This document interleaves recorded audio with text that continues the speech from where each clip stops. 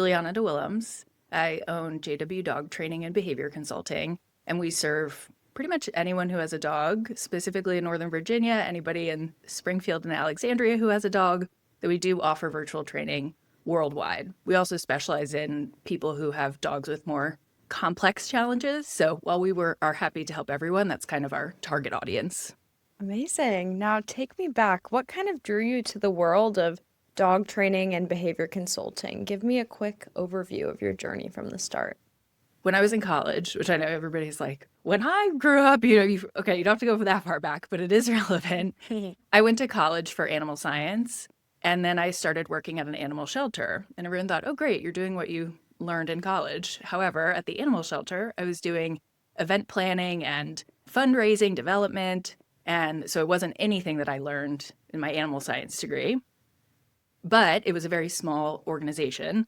So I sat right next to the foster desk, and the foster desk, of course, I'm hearing them all day long. Can you take this dog? Can you take this dog? So then I started fostering dogs at the ripe age of 21 years old in my parents' house, bringing home these like young, crazy shelter dogs. And these young, crazy shelter dogs needed help becoming more adoptable. So I started to learn about training and very quickly got swept up into the world of training. I tried to do my 9-to-5 nonprofit desk job for a little longer. I think I lasted about 3 more years after that until I finally made the plunge fully into dog training. Oh, wow. Yeah, that's fascinating. So you've built your career around positive reinforcement. Why do you believe this method is not only effective for dogs, but also transformative for the human-dog relationship? Yeah, when you are bringing a living being into your home, there can be a lot of stress, challenges, and frustration. And when you think about training and trying to communicate to them, coming at it from a positive perspective and a positive way is what's going to help you strengthen your bond versus if you're trying to constantly correct or getting angry at them or trying to say, no, don't do that, don't do that. That can be so frustrating. So we really like to encourage people to look for the good, to look for the positive behaviors that their dogs do. When you have a challenging problem behavior, coming at it from the perspective of, okay, well, I don't want that, but what do I want instead? So I find that it's just so effective. It gets us to our goal more quickly, and it just totally strengthens the bond and helps your dog learn to trust you and enjoy you and not fear you or be worried about your next move. Yeah, absolutely. And I'm sure that, the dogs pick up on that frustration as well. Of course. I Yeah. mean, it's like you get frustrated. And by the way, the dogs get frustrated too. They think, Hmm. I'm trying to just be a dog in this human world and it's hard. And the behaviors that come very naturally to me get me in trouble. And I'm just doing my best. And, my human keeps getting frustrated with me. So, yes, there can be a lot of friction in a relationship when there's so much frustration. Yeah. No, that makes sense. What are some of the biggest misconceptions people still have about dog training today? Oh gosh, where do I start?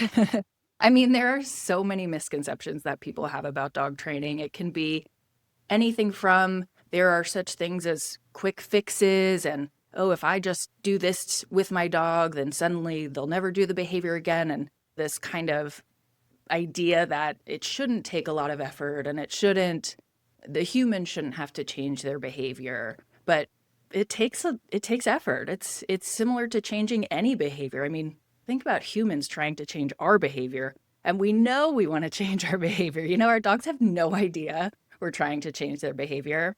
So it takes time, it takes consistency, and it takes a mindset shift of like, I'm trying to work with my dog to help them learn other behaviors, learn new habits, and it takes time. There's rarely like an end. Okay, we're done training and my dog has learned everything they need to learn and never have to brush up or practice ever again. That's not usually how it goes. Yeah, and that's kind of like you said, it's not the same with humans either. I mean, if you think about like therapy or something like that, you're Yes. never really fully finished. There's always things you can dig into, and there's always kind of ways you can hold yourself accountable to whatever your mindset may be or things like that. So it definitely Completely. makes sense. Therapy, exercise, any habit that we're trying to maintain, but that maybe doesn't come so naturally to us. It takes effort to continue. So you're absolutely right. Humans, there's a lot of parallels between our life and our behaviors and our dogs and the way they behave. And so that's part of my job as a trainer is to help people see where they can empathize with their dog more, they can understand their dog better, have more compassion for their dog because they can relate to how their dog is feeling or what their dog is doing. Oh, I love that. So they're able to kind of address some things within themselves too, I bet. Yeah, I bet you see dog some training and specifically transformations. positive reinforcement training can be very transformative because it really does change your mindset and it can remove a lot of the, as humans, I think we're very good at being harsh on ourselves and being like, I shouldn't be doing that or I should be doing this differently. And when you start to give your dog grace, that same grace can start to extend to yourself. And also by the way, the people in your life, partners, children, coworkers, like, oh, maybe I should not focus so much on what I don't want from them and instead start to reinforce and emphasize the behaviors that they are doing that I really like. Oh, yeah, that's so beautiful. I love that. I kind of wanted to touch on kind of social media and TV along the lines of like misconceptions because I feel like I'm on TikTok and I see like, Oh gosh. try this with your dog, it will So, change them forever. yes. And I'm like, ooh, I don't think I would do that. But how does dog training rooted in science differ from more traditional methods that people might see on TV or social media or like those kind of trends that pop up? Gosh, TV, like cable TV and TV shows, those were a hurdle for dog training because the bottom line is that things that are dramatic and sensationalized, that's what gets views. Now, unfortunately, the same exact thing is happening with social media. People see that these dramatic before and afters or these, really intense behaviors that people claim to solve in 1 hour, that's what gets clicks and views and eyes, and that's what drives people's behavior.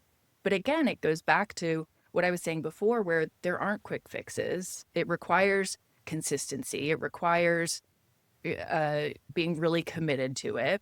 And in addition to that, a lot of old school training was rooted in what's called alpha theory. So essentially, once upon a time, somebody was studying captive wolves, and they said, wolves have a hierarchy. There's the alpha, and then there's everybody else is under them, and that's how we should be treating our dogs. And then very quickly, we realized that's not actually the case. One, wolves are not dogs. Yes, they are distant descendants, but they are not dogs. And two, this study was based on just a very small sample size. And the person who did the study came out and said, okay, wait a second, never mind, take that all back. I didn't mean it. Stop, thinking that you have to be alpha over your dog.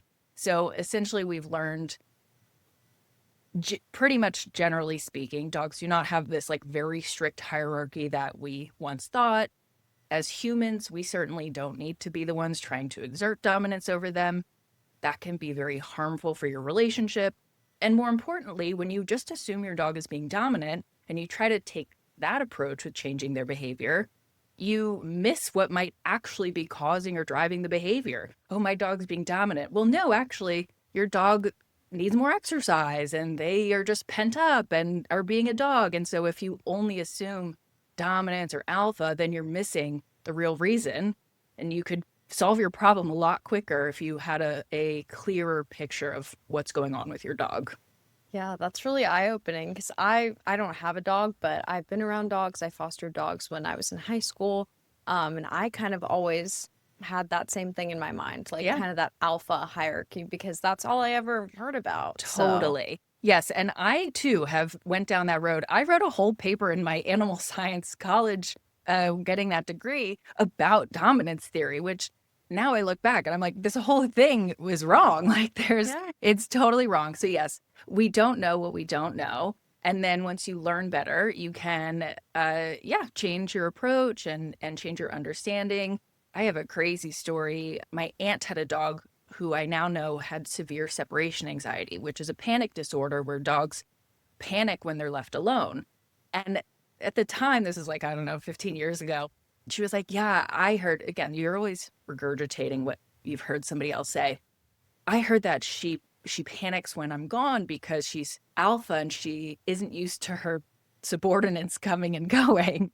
And I was like, oh, that makes total sense. The dog jumped out of a second-story window when we left to go to a concert. So, like, again, severe behavior challenge.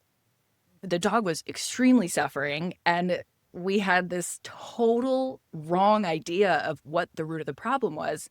And the dog ended up living a happy, wonderful life. But if that was somebody who was trying to help their dog feel better and not panic when left alone, and they went down the alpha route, that would add significantly more trauma and stress to the relationship versus getting the help that dog really needed to deal with that panic disorder. Wow. All that to say, I've been there. Even as a professional dog trainer, I started where most of society started back in the 2010s, thinking all this alpha stuff, and I have now since unlearned all of it. Yeah, well, that's great that you're able to recognize that Mhm. and kind of learn better and do better. Yes. And when people hear you speak about that and the fact that you learned better and did better, they're more open to kind of changing their mindset around it Of course, because because yeah. they're not seeing you like double down, you know what I Right, mean? and nobody Yeah. wants to feel judged or feel bad, especially the worst thing is when you start to learn a new way of approaching dog behavior or training a dog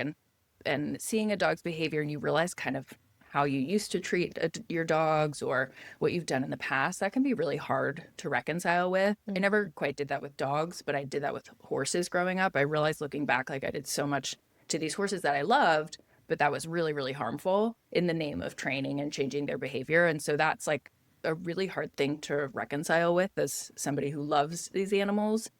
And the best thing we can do moving forward is change our behavior and learn more. Yeah, absolutely. I wanted to ask, what's one of the most rewarding transformations you've witnessed in a dog-human partnership through your programs? Gosh, anytime the behavior challenges that we deal with can be so heavy. So reactivity, where dogs bark at other dogs on leash, separation anxiety, where dogs panic when left alone, dogs who can't have their nails trimmed, dogs who are afraid of strangers and might be a bite risk. These are all really emotional, challenging issues to live with, both for the dog and the human. And so by the time people come to us, they are often exhausted. In many cases, they have spent money on this already, and they're just wondering if they can have a better life with their dog, if they can live a life that is less stressful. And the answer is yes, absolutely. So I'm trying to think of one specifically. It's hard to think of a specific Yeah, no worries. story because the general outcome is that yes, everybody, while you might not completely solve a problem, dogs are living beings who have their own temperaments and personalities. Life gets so much better when you start working with a qualified professional. Yeah, I bet. Sounds like it. Why is helping people understand their dogs just as important as teaching dogs new skills? Because you are living with another living being, and the best thing you can do with them is have a two-way conversation where, yes, you might be communicating with them, but if you don't know what they're communicating back to you, that's where so much friction lies with the human canine bond, where your dog is trying to communicate either, I'm struggling, or I'm bored, or I need something, and you can't pick up on that communication and you're frustrated. It goes back to what we were talking about at the beginning, how frustration can really fracture the human canine bond. So to be able to understand your dog better and think, oh, you're behaving like this, probably because of this, so let me do this, that can solve the problem and not go down that road of frustration and turmoil for the both of you. Yeah, that makes sense. I wanted to touch briefly on like kind of your team culture Mhm. too. But you've built JW Dog Training into a team of top certified trainers. What would you say are the values that you prioritize when growing your team? It has been such a joy to grow my team and such a huge part of building my business over the last 5 years. I myself do not see clients anymore because I'm so busy with everything else. And so to have a team that I not only trust, but I think are best of the best is like, I'm so grateful because it's my brand that these trainers are going out and representing, and they are also putting their trust in me to take care of them as the business owner. So it's been a really interesting wild ride. I take trainers who are top of the line with both training dogs and training people. So I have very high standards for my trainers. As a team, I would say we value trust. That's going to be trust between trainer and family, family and dog. We value transparency, making sure that the family is completely understanding of the process, the expectations, our prognosis for outcome. We value stress reduction, so making sure that we are using training that reduces everyone's stress, dog stress and family stress. And yeah, I would say it's so like cheesy, but positivity is also No, it's huge, not like cheesy. Love between it. our training methods and the way we try to approach our communication. And, we really act as cheerleaders for our clients. Again, these behavior challenges could be very heavy to live with. And so for them to know that they have a professional on their side who's rooting for them and taking care of them is very valuable and important. So we act as cheerleaders just as much as we act as dog trainers. Yeah, I love that. That's not cheesy at all. Yeah. I think positivity is so important, and Hmm. people need to feel like they have someone to lean on and that Yes, really sees that great outcome. totally. So that's awesome.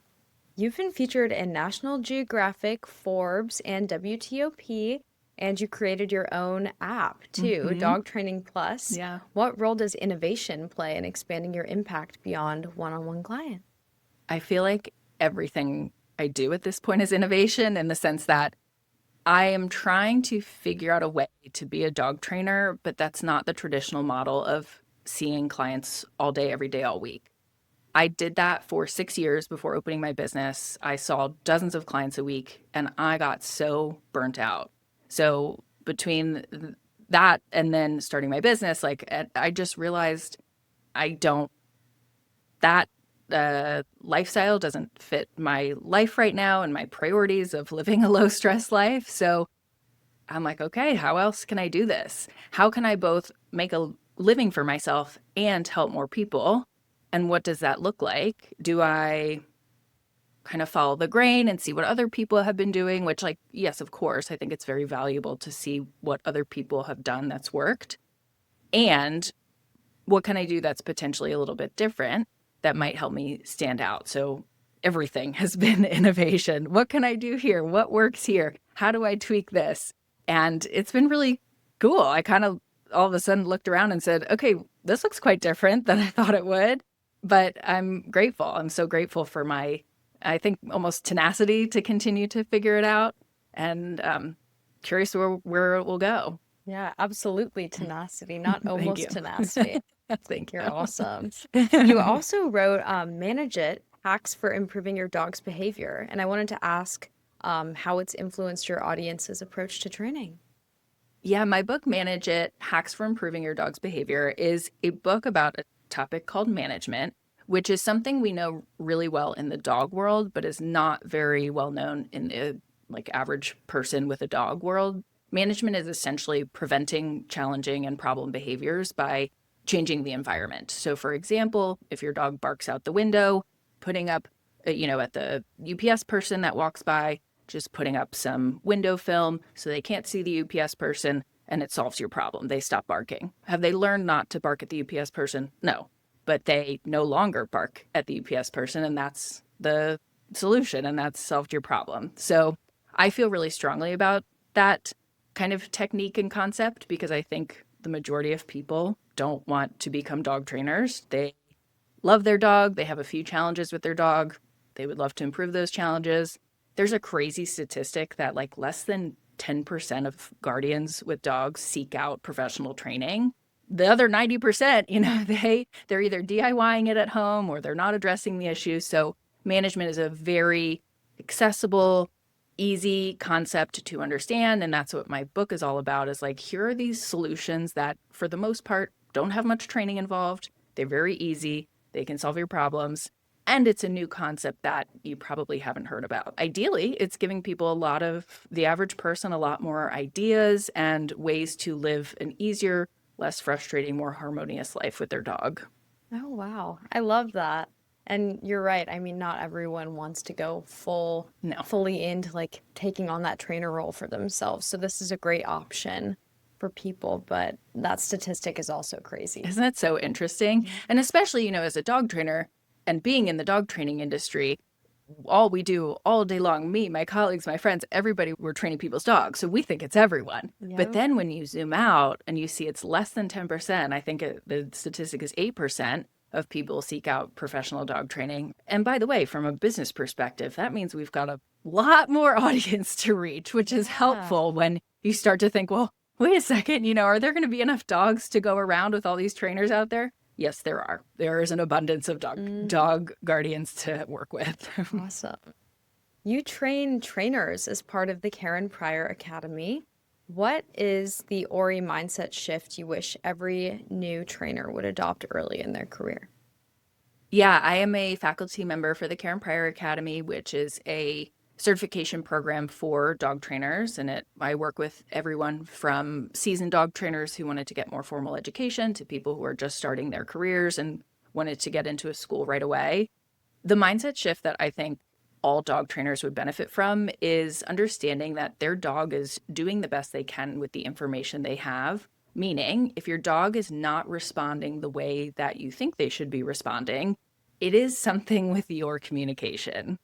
It requires a lot of humility and realizing, okay, maybe my training isn't quite as clear as I thought that it was. But the sooner you can get ego out of the way and take your dog's behavior as information and their errors as information, the sooner you can get on the path to cleaning up your own training, learning how to be a better trainer, and honestly getting better training results. Awesome.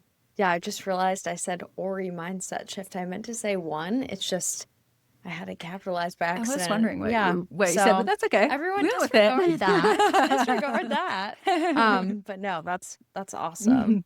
If you could leave dog owners with one message about living with and training their dogs, what would that be? If I could leave dog guardians and dog families with dogs with one message, it's similar to what I just said. Your dog is doing their best. Dogs are not designed for the human world. They bark, they chew, they dig, they scratch. All of those behaviors are 100% normal for them. Their DNA has those behaviors in them. And we put them in these worlds in high-rise apartments, in pristine houses, and we say, don't do any of those behaviors. And no wonder we get the headbutting with the human-canine bond, where there's just so much friction and there's frustration. So I would just say, really try to approach your dog's behavior with curiosity instead of trying to jump straight to corrections. See why they might be doing it, learn about what is normal for dogs, learn about what dogs need. And that approach is going to help you understand your dog better, enjoy them more, and just have a long, wonderful life together. Absolutely. Kind of just coming at it with more curiosity Definitely. rather than like sticking so firmly on what you may have believed in the past or what you saw on social media. Completely. Yeah. Yeah, and that curiosity leads you to a road of how can I help you? How can I help you be successful? What do you need here? And again, that's just so much more. It's just such a less stressful approach and less friction and less fracture of the relationship than coming out of like, you're being bad, you're being spiteful, you're being dominant. All that just leads you down a path of not understanding your dog more and continuing to feel frustrated with them. Absolutely. Well, is there anything else I didn't touch on that you'd like to share with us today? No, thank you so much for having me. I appreciate the opportunity to talk about JW Dog Training and my app Dog Training Plus. And yeah, everybody just come find me on social media. I'm very active on Instagram and TikTok, JW Dog Training. But other than that, no, I think you asked some great questions. Thank you. Yeah. Thank you so much, Juliana, for coming in and making the time to talk to us about JW Dog Training, and your app and everything and your journey. This has been an incredible conversation, and I know our audience is going to love this episode and learn a lot as well. Thank you so much.